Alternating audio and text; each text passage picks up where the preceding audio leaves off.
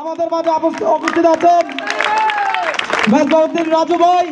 শহীদ জিয়া স্মৃতি ফুটবল টুর্নামেন্টের ফাইনাল খেলা অনুষ্ঠিত হয়েছে বন্দরনগরী চট্টগ্রাম শহরের ১৩ নম্বর ওয়ার্ডের জালালাবাদ হাউজিং সোসাইটি মাঠে।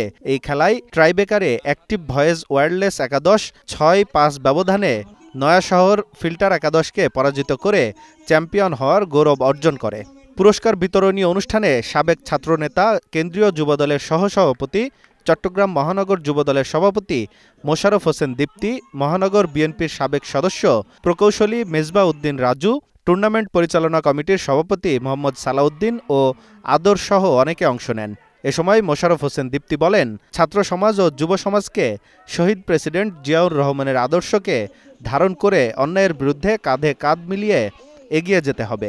রাষ্ট্র ক্ষমতায় উনি বাংলাদেশের অর্থনৈতিক ক্ষেত্রে, সামাজিক ক্ষেত্রে, পররাষ্ট্রনীতির ক্ষেত্রে, রাজনৈতিক দর্শনের ক্ষেত্রে সর্বোপরি বাংলাদেশকে তলাবিহীন ঝুঁকি থেকে এই বদনাম গুছিয়ে বাংলাদেশকে সারা পৃথিবীর দিকে মাথা উঁচু করে দাঁড়ানোর মতো নেতৃত্ব দিয়েছেন, সব নেতৃত্ব দিয়েছেন।